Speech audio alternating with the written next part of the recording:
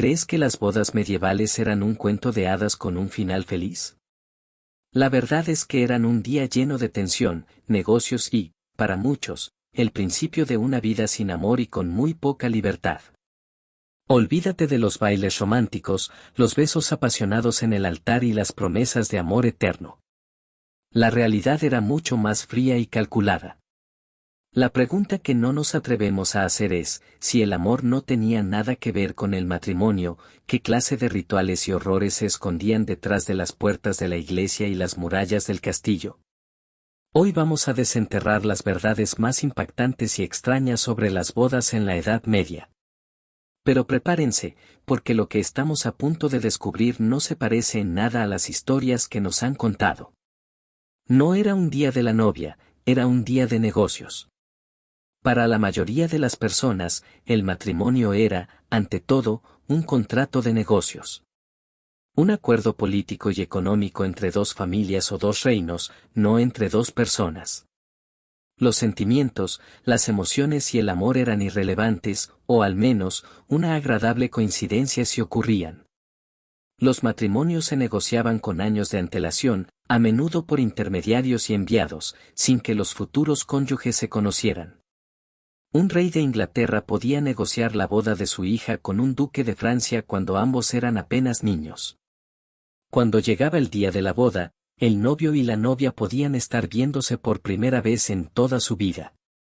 Imagina la escena, te pones tu mejor vestido, entras a la iglesia y te presentan a la persona con la que pasarás el resto de tu vida. Sin haber intercambiado una sola palabra, sin conocer sus gustos, sus sueños o su personalidad. Simplemente, dos extraños sellando un acuerdo. Esto era especialmente cierto para la nobleza y la realeza. Las princesas y los nobles eran simplemente peones en el tablero de ajedrez geopolítico, y el matrimonio era su jugada más importante. La felicidad personal era un riesgo que no se podían permitir.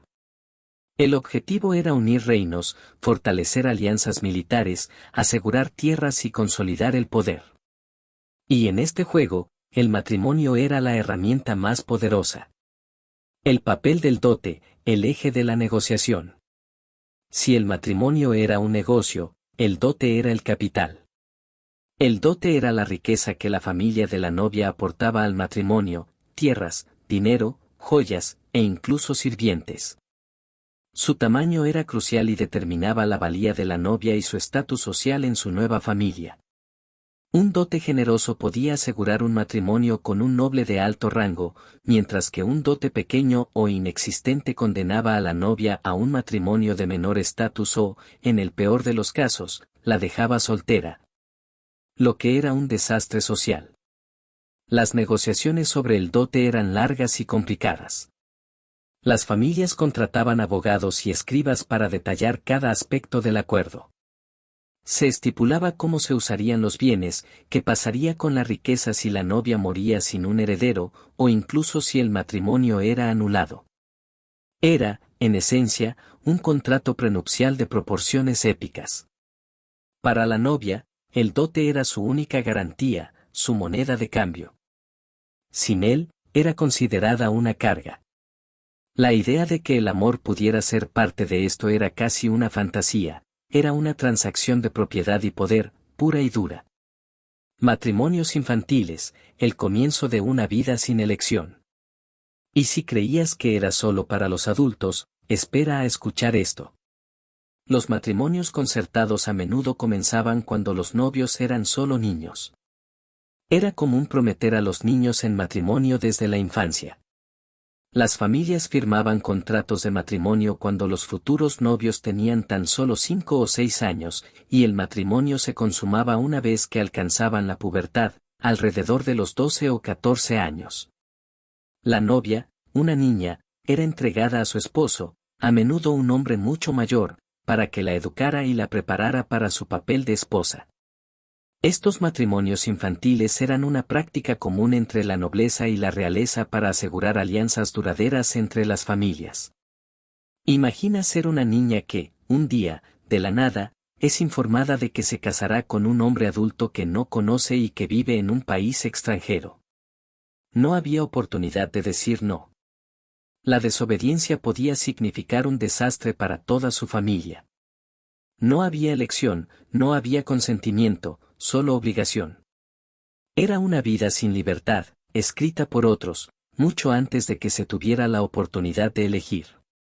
Y este era solo el principio. No había sí, quiero romántico.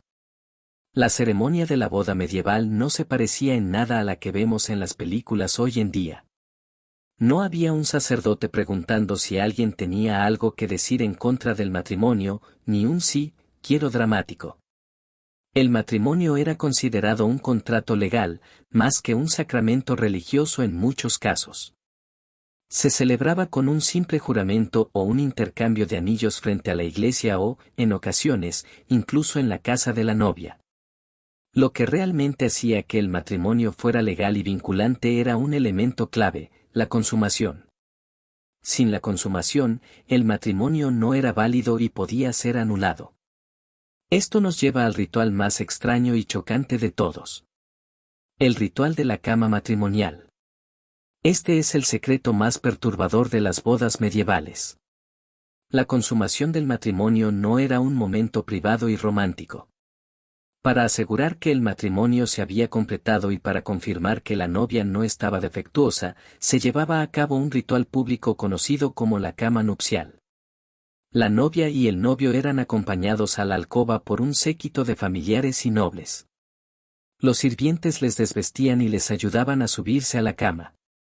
Luego, los testigos se quedaban en la habitación, a veces durante horas, a la espera de que el matrimonio fuera consumado.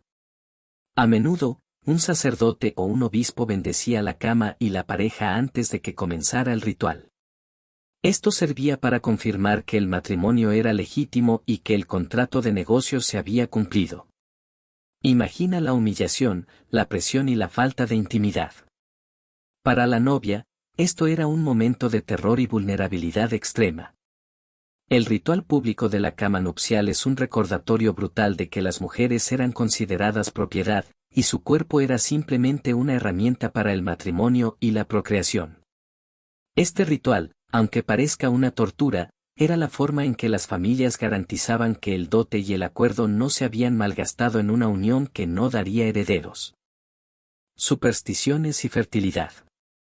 Las bodas medievales también estaban llenas de extrañas supersticiones y rituales para asegurar la fertilidad de la pareja, especialmente de la novia. En una época en la que la medicina era rudimentaria, la gente creía en la magia, los encantamientos y los presagios para asegurar un embarazo exitoso. Algunos de los rituales incluían los pasteles de boda. El pastel de boda no era para comer, sino para que la pareja lo rompiera sobre sus cabezas como un símbolo de fertilidad y prosperidad. Los invitados intentaban recoger las migas para tener buena suerte. La desnudez de la novia. En algunas regiones, la novia era desnudada públicamente por sus damas de compañía como un ritual para bendecirla con la fertilidad. Niños en la cama. Se creía que colocar a un niño sano en la cama de la pareja recién casada traería buena suerte para que tuvieran muchos hijos. A menudo, el niño más sano de la familia era el elegido para esta tarea. Estos rituales, que hoy nos parecen ridículos o extraños, eran la forma en que las personas de la Edad Media intentaban controlar un aspecto de sus vidas que les aterraba, la incertidumbre de la procreación. La presión para tener hijos, especialmente varones, era tan grande que recurrían a cualquier medio posible para asegurar un heredero, y la boda era el momento perfecto para llevar a cabo estos rituales. Después de la extraña ceremonia, la incómoda consumación y los rituales llenos de supersticiones, llegamos al final feliz que no era tal. Si has llegado hasta aquí, ya sabes que el matrimonio medieval no era el final de una historia de amor. Era, más bien, el inicio de una vida de presión, incertidumbre y, a menudo, infelicidad. El verdadero horror no estaba en la ceremonia, sino en lo que venía después. Una vez consumado el matrimonio y celebrada la fiesta, el peso del contrato caía sobre los hombros de la novia. Y la mayor de todas las presiones era la de dar un heredero. Si una mujer no podía concebir, o si solo daba a luz hijas, su posición era extremadamente precaria. Para los nobles y reyes, la descendencia masculina era vital para la continuidad de la dinastía. Sin un heredero varón, el linaje se extinguía y el reino podía caer en una guerra de sucesión.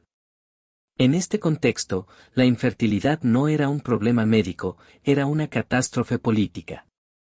La mujer infértil podía ser repudiada por su marido, lo que significaba que el matrimonio sería anulado y ella sería enviada de regreso a su familia en desgracia. Este era un estigma terrible para una mujer, que pasaba de ser una esposa a una solterona, perdiendo todo su estatus y a menudo terminando sus días en un convento. La sociedad la consideraba un fracaso, y su familia la veía como una inversión perdida.